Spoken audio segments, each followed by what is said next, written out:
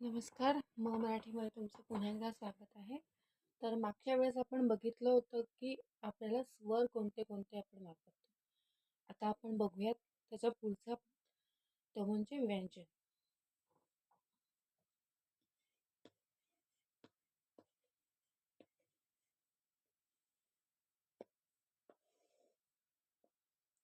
व्यंजन ह्याच्यामध्ये सगळी मुळाक्षरे येतात, की ज्याला आपण स्वर लावतो, स्वरांच्या मात्रा लावतो. ठीक आहे. तर आपण बघूयात पहिल्यांदा व्यंजन कोणते कोणते आहे. क, ख, ग, घ, ड.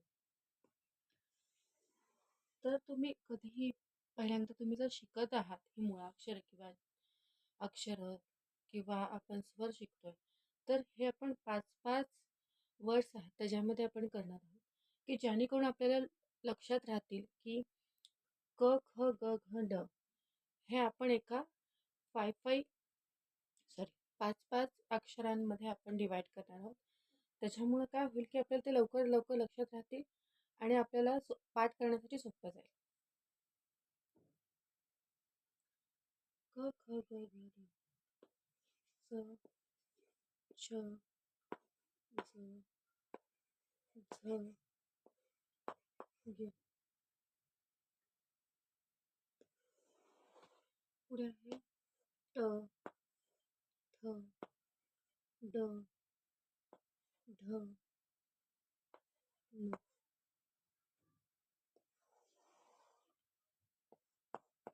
त, थ, द, ध, न. आता ह्या न आणि ह्या न मध्ये खूप अंतर आहे. हा ण ण बाणाचा आणि हा न नळाचा. जे ह्याच्यावर आपण जोर देऊन म्हणतो ण, नाकाच्या नाकात बोलणं जे म्हणतात ना, त्यामध्ये न आणि न असा डिफरन्स आहे. प, फ, ब, भ, म.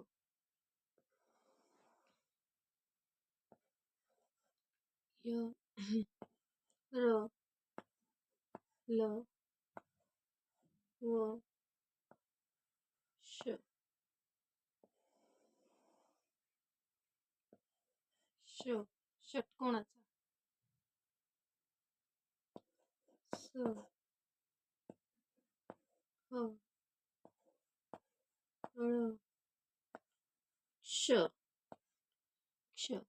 क प्लस श, क्ष.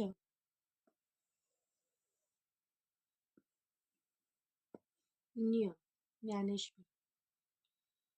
हिंदीमध्ये आपण याला ज्ञ असं म्हणतो, पण जेव्हा आपण मध्ये म्हणतो तेव्हा याचा उच्चार ज्ञ ज्ञ असा होतो. श्र, ऋ, त्र असे अजून आपण आहे मुळाक्षर. तर एवढे सारे व्यंजन आहेत जे मराठीमध्ये येतात. हा ळ, ल ह्याचा उच्चार शक्यतो ळ असा येतो, पण काही काही जण त्याला ल प्लस ड असा मिक्स करून करण्याचा प्रयत्न करतात, पण याचा खरा उच्चार ळ आहे.